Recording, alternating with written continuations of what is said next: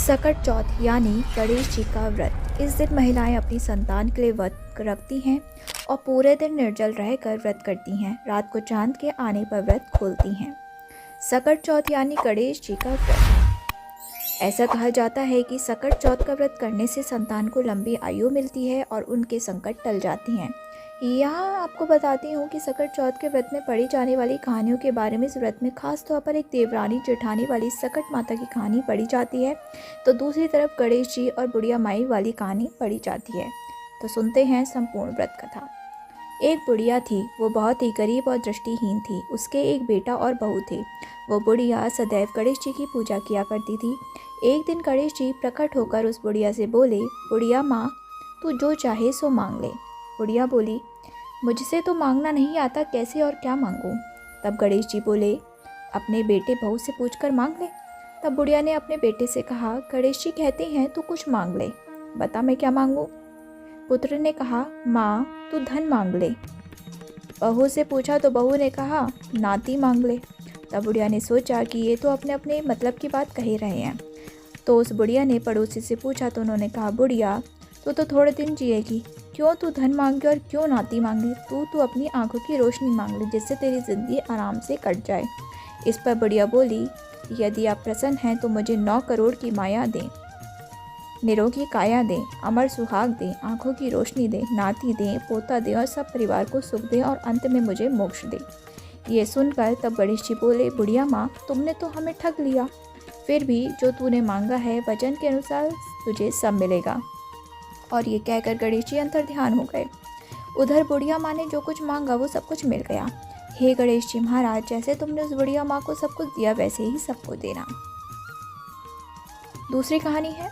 एक शहर में देवरानी जेठानी रहती थी। देवरानी गरीब थी और जेठानी अमीर। देवरानी हमेशा गणेश जी का पूजन और व्रत करती थी। देवरानी का पति जंगल से लकड़ी काट कर बेचता था। देवरानी घर का खर्च चलाने के लिए जेठानी के घर काम करती थी और शाम को बचा हुआ खाना लेकर जाती थी। माघ महीने में गणेश जी का व्रत सकट चौथ देवरानी ने रखा। उसके पास पैसे नहीं थे, इसलिए उसने तिल और गुड़ लाकर तिलकुट्टा बनाया। पूजा करके तिल चौथ की कथा सुनी और जेठानी के यहाँ काम करने चली गई। सोचा शाम को चंद्र को अर्घ देकर जेठानी के यहाँ से लाया खाना और तिलकुट्टा खाएगी। शाम को जब जेठानी के घर खाना बनाया तो उसके जेठानी का व्रत होने के कारण सभी ने खाना खाने से मना कर दिया। अब देवरानी ने जेठानी से बोला, आप मुझे खाना दे दो जिससे मैं घर जाऊं। इस पर जेठानी ने कहा कि आज तो किसी ने अभी तक खाना नहीं खाया, तो मैं कैसे दे दूं? तुम सवेरे ही बचा हुआ खाना ले जाना। देवरानी उदास मन से घर चली गई। देवरानी के घर पर पति बच्चे सब आस लगाए बैठे थे कि आज तो त्योहार है, इसलिए कुछ पकवान आदि खाने को मिलेगा। लेकिन जब बच्चों को पता चला कि आज तो रोटी भी नहीं मिलेगी तो बच्चे रोने लगे। उसका पति भी बहुत क्रोधित हो गया और कहने लगा कि दिन भर काम करने के बाद भी वो 2 रोटियां नहीं ला सकती।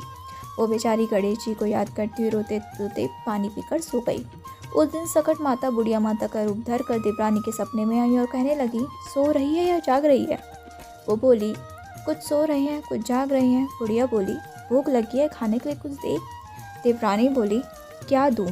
मेरे घर में तो अन्न का एक दाना भी नहीं है। जेठानी बचा कुचा खाना देती थी और आज वो भी नहीं मिला। पूजा का बचा हुआ तिलकुट्टा छीके में पड़ा है, वही खा ले। सकट माता ने तिलकुट खाया और उसके बाद कहने लगी, निमटाई लगी है, कहाँ निपटे?